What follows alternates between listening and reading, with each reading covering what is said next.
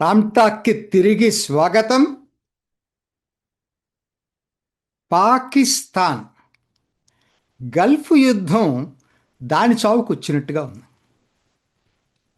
అంటే ఇది నిజమని తెలుస్తూ ఉంది. ఎందుకంటే ఇరాన్ ఎగ్జిస్టెన్షియల్ క్రైసిస్లో ఉంది. పాకిస్తాన్ కూడా ఎగ్జిస్టెన్షియల్ క్రైసిస్లో పడిందా?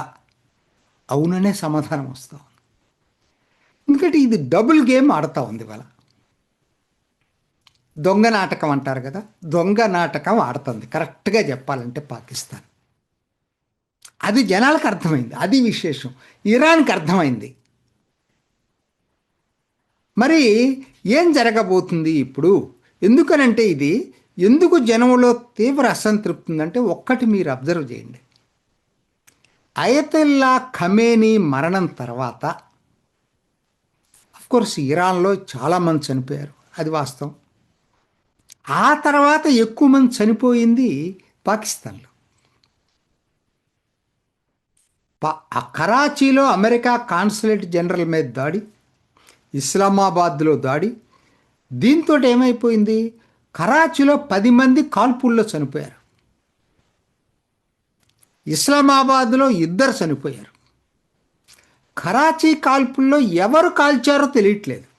అమెరికా మెరైన్స్ అని అంటారు, పాకిస్తానీ సెక్యూరిటీ ఫోర్సెస్ అంటారు. అది ఇప్పటి వరకు ఎవరు కూడా అధికారికంగా ఏంటి అనేది చెప్పలేదు. కానీ జనంలో దాని మీద తీవ్ర అసంతృప్తి వచ్చింది. అంటే వాళ్ళు కాకపోయినా వాళ్ళు అనుకోనే అసంతృప్తి పెరిగే అవకాశం కూడా ఉంటుంటుంది ఇటువంటి టైంలో. సో ఇదొకటి నడుస్తూ ఉంటే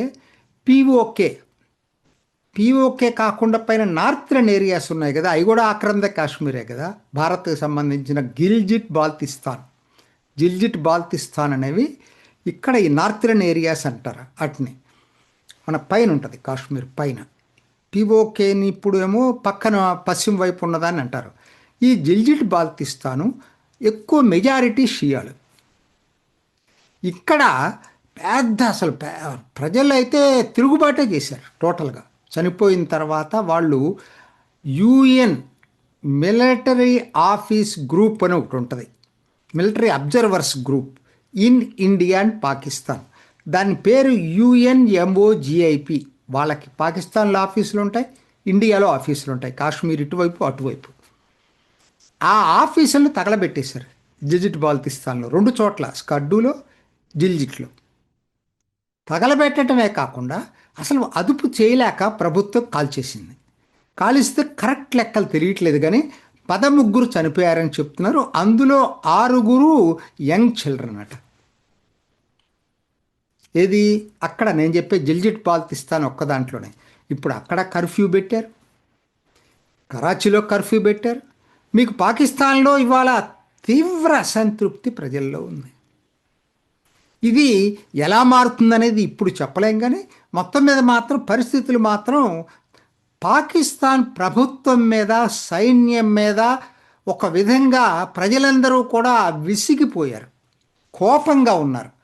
ఇది మరి ఎంతవరకు పాకిస్తాన్ ప్రభుత్వం జనాల్ని కంట్రోల్ చేస్తుందో చూడాలి. ఒకవైపు ఏమో ఆఫ్ఘనిస్తాన్తో యుద్ధం జరుగుతుంది. యుద్ధంలోనేమో ఆఫ్ఘనిస్తాన్ మొన్న ఈ నూర్ఖాన్ ఎయిర్ బేస్ ఉంది కదా, ఇస్లామాబాద్ పక్కన మనం వేసాం బాంబులు ఆపరేషన్ సింధూర్లో. అదే పద్ధతిలో ఒక డ్రోన్ తోటి వాళ్ళు అక్కడ చాలా సివియర్ డ్యామేజ్ క్రియేట్ చేశారు. అక్కడే కాదు, బెలూచిస్తాన్లోని Quetta 12th division army head క్వార్టర్స్ని కూడా పేల్చేశారు. అట్లనే ఖైబర్ పఖ్తూన్వాలా కూడా ఒక చోట చేశారు.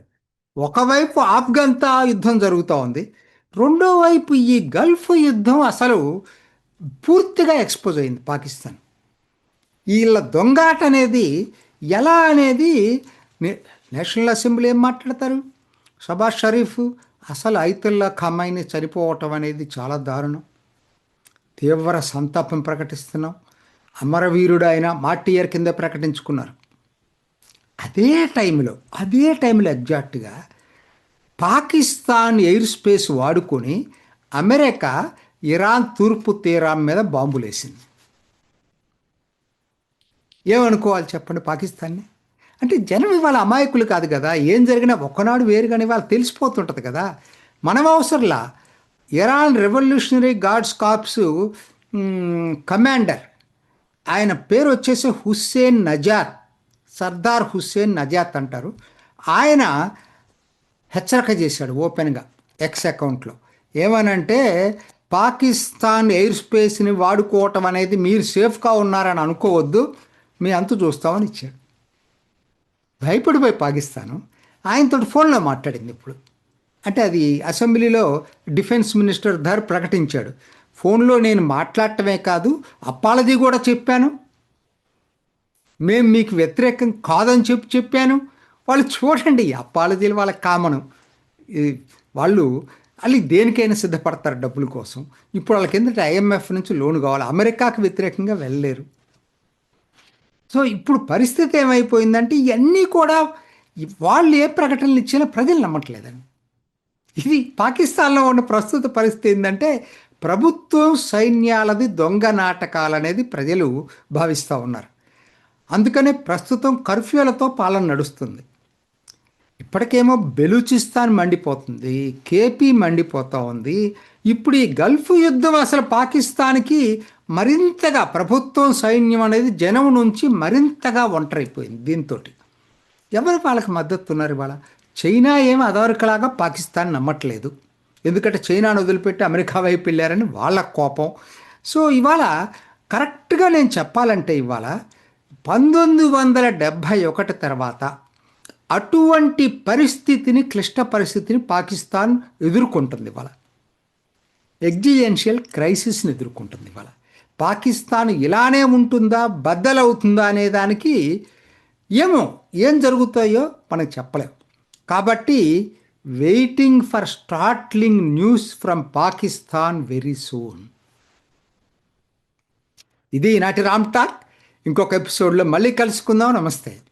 చూసారు కదండి, మరి ఈ వీడియో కనుక మీకు నచ్చినట్లయితే ఒక లైక్ కొట్టేసి మీ అభిప్రాయాన్ని కూడా కామెంట్ బాక్స్లో తెలియజేస్తూ ఇలాంటి ఇంట్రెస్టింగ్ అప్డేట్స్ కోసం మా ఛానల్ని సబ్స్క్రైబ్ చేసుకోండి.